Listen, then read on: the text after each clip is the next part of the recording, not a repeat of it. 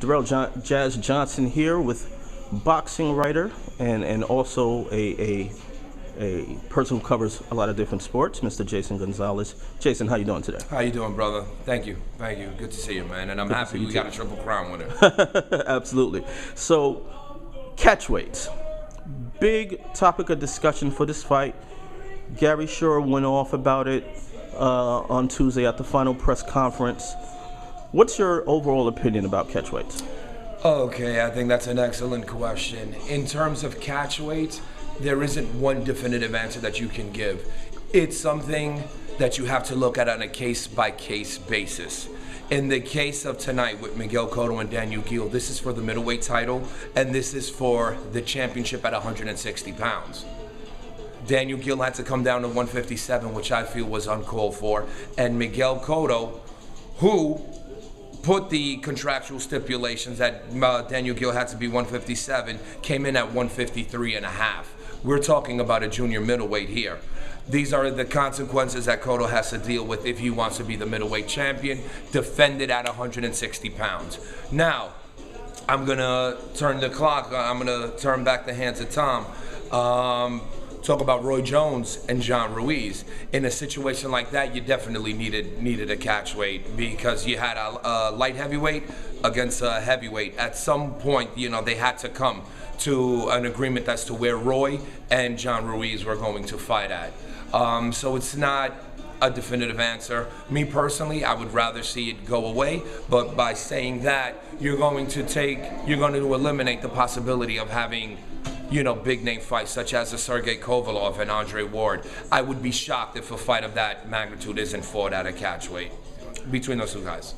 So what type of advantage does the catch weight provide for Cotto?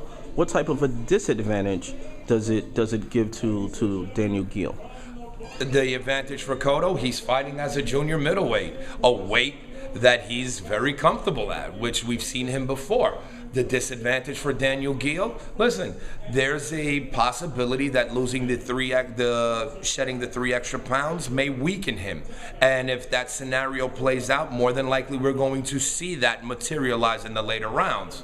Again, boxing is the theater of the unexpected. Stranger things have happened. Who knows? Maybe Geale will come in strong, but I highly doubt that because looking at some of the pictures of the weigh-in, Mr. Geale looked like he was hanging out with Mr. Pink from Breaking Bad, if you know what I'm saying. And I want to, keep it family oriented. Final question about you. Where can the people out here find your work? You're definitely one of the hardest working boxing writers that I know.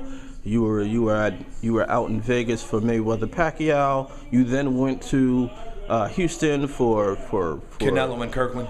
You went to Canada for Jean Pascal and Sergey Kovalev, and I'll be in Florida for Louis Collazo and Keith Thurman. Nice. That's the PBC. The PBC is ESPN. Well, that's the ESPN debut Absolutely. of the Premier Boxing Championship Series, and the PBC is a refreshing change to the game of boxing. The only thing is you got to get used to seeing boxing on a Saturday afternoon. That's a transition I'm having difficulty making because I find myself saying, "Oh man, I forgot about the Robert Guerrero fight." Happens, but yeah, shout out to everyone at Premier Boxing Champions. So where can the people find your work? maxboxing.com, doghouseboxing.com, and Examiner. And you can follow me at Twitter at Jaygon, JAYGON 15. Sounds good. Thanks a lot for your time. Thank